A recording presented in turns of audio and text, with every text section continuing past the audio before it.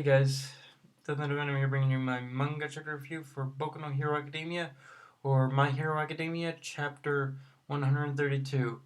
And it was a pretty good chapter this week. It was self-contained on the villains side, and I really like when Horikoshi does that because it makes the villains a lot more relatable and identifiable.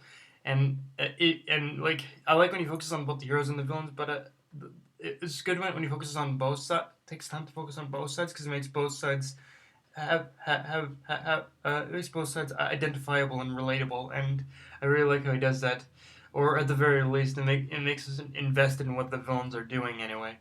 Um, and supposedly Overload has got a big plan ahead, but I'll get into that a bit. The first thing to note about his own is the meeting between Overlord and Shigaraki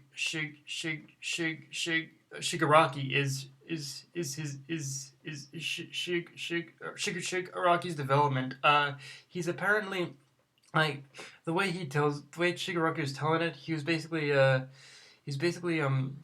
saying, look, I'm willing to work with you, but I'm not gonna be your pawn or your puppet. The League of Villains and the eight precepts are gonna be their own organization, but we're joining together as a coalition of sorts. And I really like that because it shows that he isn't willing to. I like that because it shows that he isn't willing to just roll over and take commands. The very it just shows that Shig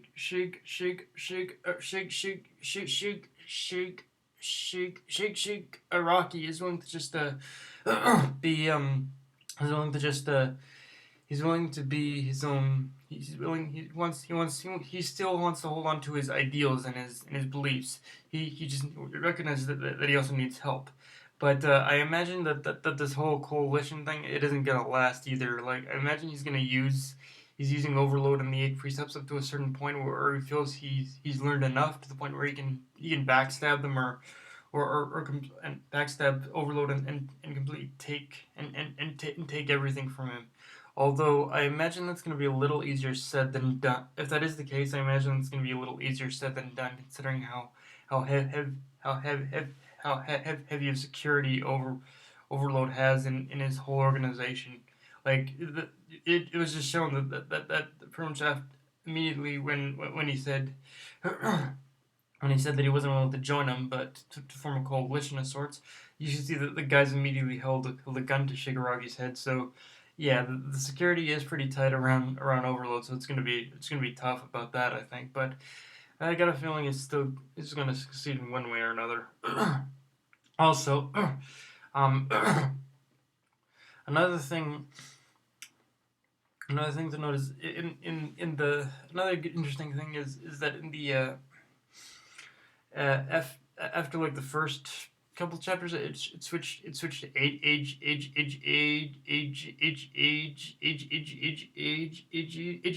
the guy who can harden his skin over to his over to his over to his over to his his whole work experience thing. And for the most part that was a pretty nice bit of fluff for on the hero side.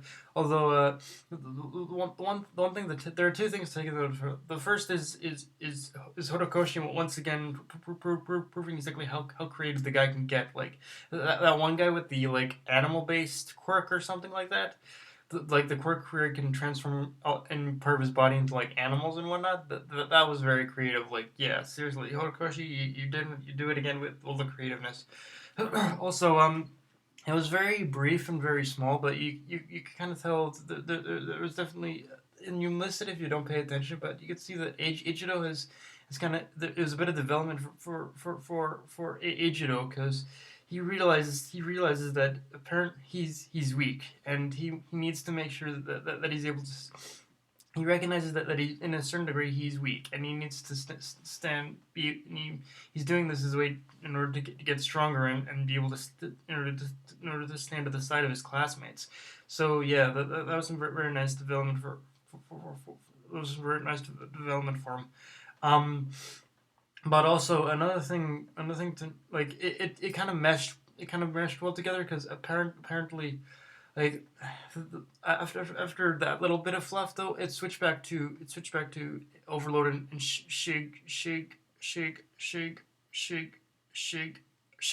Araki, who it was about him talking to Overload about a needle bullet he was holding, and how it's pretty much a apparently learned that it's apparently apparently we learned it's sort of a toxin or something that can pretty much that's pretty much a quirk suppressant or something like that. It's kind of based on All for One's original concept, but apparently, but Overload's concept is a bit more about isn't about taking quirks. I think it's about isn't about taking quirks and putting them into his own. I think it's about completely erasing the quirk to begin with. So in that sense, that stuff is pretty dangerous.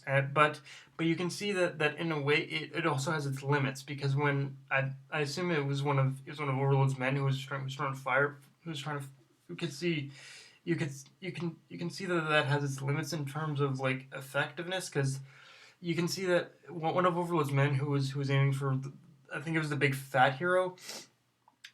He immediately at that point he was trying to aim for he's trying to aim one of those men was trying to aim for the fat guy, but Ejito of course I don't know if intentionally got in the way or stepped or just he was using the right place at the right time. But you can see that the bullet, it didn't affect Ejito. It bounced right off him. So that immediately tells me that the bullet's effectiveness, it only works on those who it doesn't work on people who can on people with quirks who can harm their skin or anything like that. So it's good. It's an interesting thing to note that apparent that his whole plan, that Overlord's plan, it isn't perfect, but it isn't perfect, but it is still dangerous. Like, imagine if, for instance, if that serum if that serum got into Izuku or something like that, that would then of course the quirk of One for All would be completely gone, of course. But yeah, like, yeah, but yeah, you can see that this whole toxin thing, it's nothing. It's nothing to fuck with. It's dangerous stuff, and I can I can only imagine how. But it does have, again, it does have its limits. Um, I'm not so yeah. It was so yeah. Overload. He's not fucking around. He knows what he's doing. But yeah, it'll be interesting to see how much further he's willing to carry this plan, because he has this toxin now. So it'll be interesting to see how as to what extent he's going to carry out this plan, because he I wonder if, because he doesn't know about All for One. So about one he knows about All for One, but he doesn't know. I don't think he knows about one for all. I don't think so. This does make you wonder, though, exactly how much to the extent of his plan there is, though, because he says he wants to destroy justice, but does he mean to destroy every hero that has a quirk or something? Because he doesn't know about one. I don't think he knows about one for all. But yeah, I'm probably overthinking at this point. It was a great chapter, actually. It was great development on the on it was a great development for it was a great development for it was a great showcase of the villains and their plans. It was great development for age. It was small, but it was great development for age Gito, and yeah, it was a great chapter overall, honestly. But yeah, guys, that's and of course the villains are moving forward again, but moving forward, of course. But yeah, guys, that's my review of Boku no Hero Academia, My Hero Academia, chapter 132. Good chapter, and I'll see you guys in the next one. Bye. Like,